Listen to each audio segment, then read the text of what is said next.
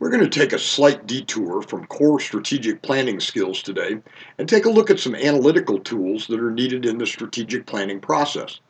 Good morning. Today is Monday, November 18th, 2013, and welcome to Monday Mentor.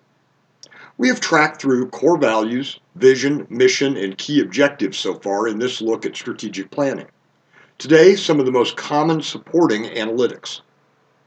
Most managers and leaders are familiar with the common organizational analysis tool of SWOT and GAP, but these tools are largely ineffectual when not properly segmented.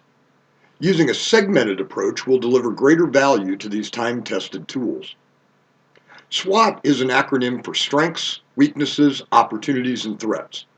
When performed normally, this type of analysis yields almost cursory and useless results. Typical responses when looking at an organization as a whole include comments about having good people, a strength, lacking suitable space, a weakness, growth of a business in a strong economic market, an opportunity, or the presence of a competitor, a threat.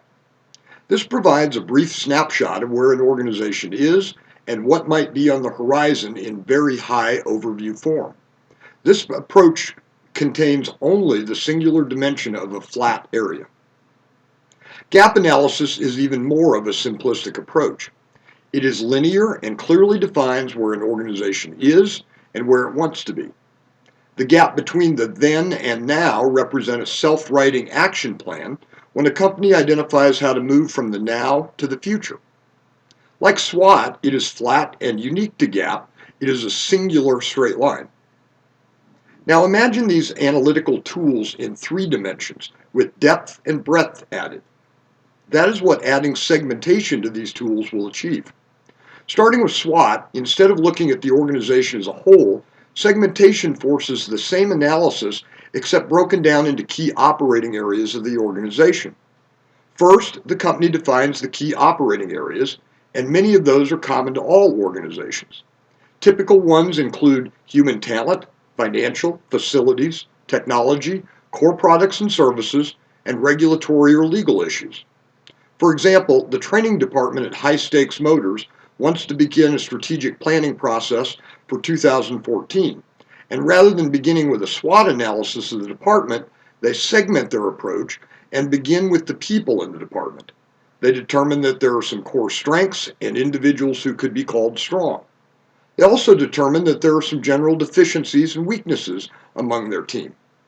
They look at opportunities to improve personal skill levels and cross-train key team members, and they identify the threats of organizations that have higher compensation or benefit packages.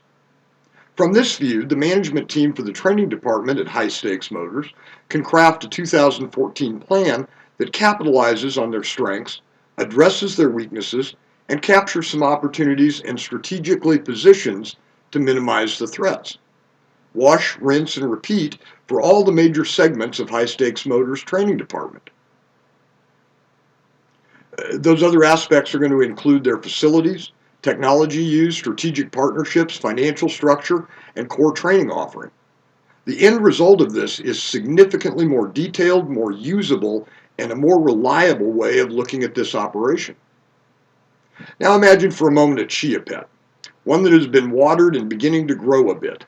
That is what we're going to create instead of a linear gap analysis, with the center point of segmented gap being the point where we want to be mark.